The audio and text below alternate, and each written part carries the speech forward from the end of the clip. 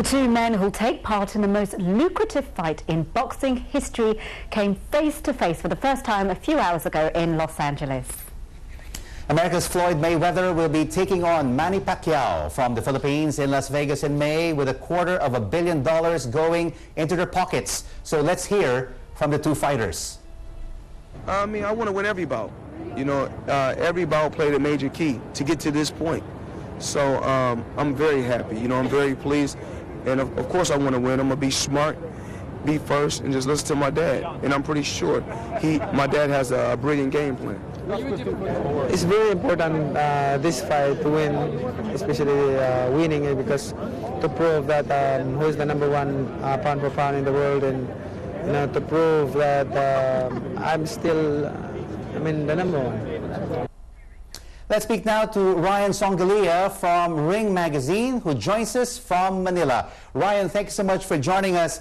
The mood during the press conference was not tense. It was businesslike and cordial between Mayweather and Pacquiao. Not something that you would have expected after half a decade of negotiations and false starts. Well, I think that they had come to an understanding of each other after they spoke after the Miami Heat game that eventually led to the fight coming to fruition. I think that when you have, as you said, $250 going into your pockets, there isn't a whole lot to be upset about. Pacquiao has won world titles in 8 weight classes, while Mayweather has won in 5 weight classes.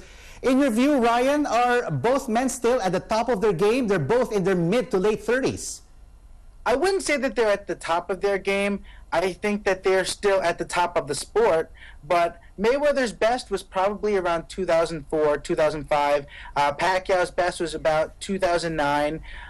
This is a fight that could be called better late than never, but they are still the most interesting fighters today because their styles tend to be perfect foils for each other, and it's really a dream match that people have wanted to see for so long, and people will take it anytime that they can get it. Is this a dream match similar to the Muhammad Ali Frazier fight, Thrill in Manila back in 1974, or the 1997 fight between Marvin Hagler and Sugar Ray Leonard?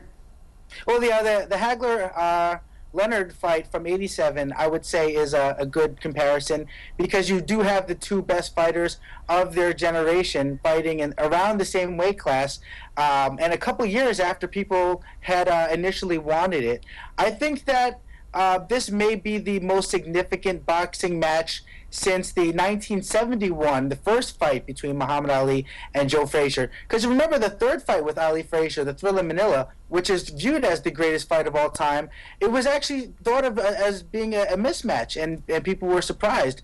But this fight takes on a great significance, because it's very rare that you'll see the two best fighters in the world fighting at or around the same weight class. So it's really a blessing. And Ryan, to watch this bout live in Las Vegas and at the venue itself, for boxing aficionados, they will have to reach deep into their pockets to afford it.